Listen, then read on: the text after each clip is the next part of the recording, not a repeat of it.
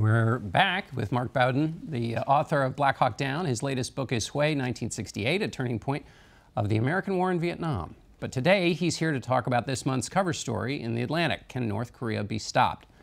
Marc, let's just start with that answer. I don't think so, John. Our best hope is that China will apply significant pressure to get them to back away from this nuclear program, but nothing that the United States has done over the past 30 or 40 years has slowed their progress. And if you look at the actual military options that we have there, none of them are things that we would want to do. You've written about Vietnam. You know about the kind of public consensus that forms around ideas, and they kind of create a momentum of themselves. And as you write in the piece, there is this consensus in both the left and the right that North Korea cannot have a nuclear weapon. Right. Why? Because, they have been a serious threat to, obviously, South Korea and to the region for many years now, particularly over the last 10 years.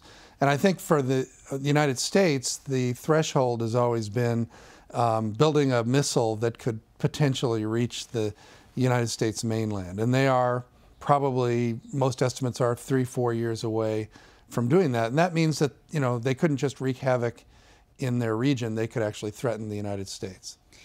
This week, the South Korean president is going to be coming to visit with President Trump.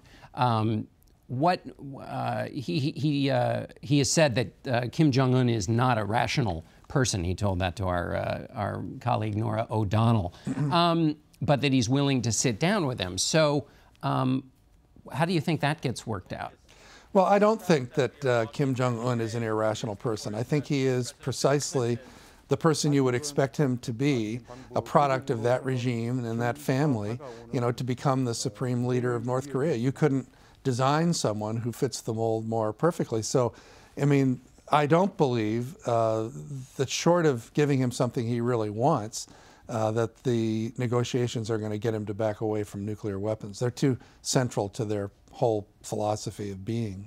And you mention, or you write in the piece, this notion that, and this gets back again to the why would it be dangerous to have North Korea with a nuclear missile, is that there's a sense of destiny, of almost universal,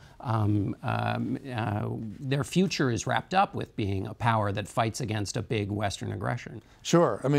Their sort of guiding theory for years has been that the United States is going to launch a huge invasion of North Korea, and their buildup of their military and the nuclear program and the missile program is all designed to make it too costly for the United States to take that step. And that's why none of these military options would be desirable, because they have the capability right now of killing millions of people with one or two weapons. And give us a sense of what the U.S. military options are, and are they live possibilities? Well, we certainly hear them talked about a lot. One is to just go in all out, take out the regime, destroy the North Korean government, and eliminate the threat.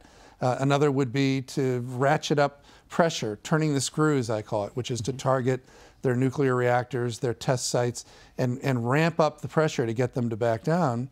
A third option is to take out Kim Jong-un and the people around him, which would be virtually impossible, but theoretically, and you wouldn't know what you'd get when you were finished.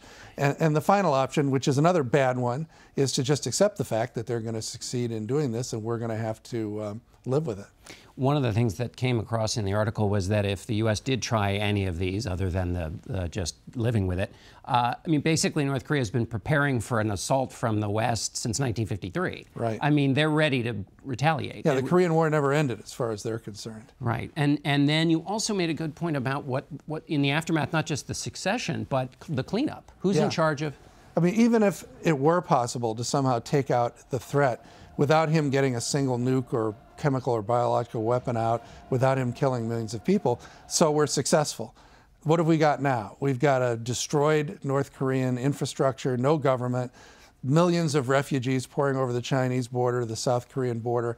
Essentially, the United States would have to move in and govern North Korea for a generation at least, and I don't think we've been too successful at that. All right, Marc, thank you for laying out these incredibly complex issues for us. You're welcome. And we appreciate you being here. We'll be right back. Stay with us.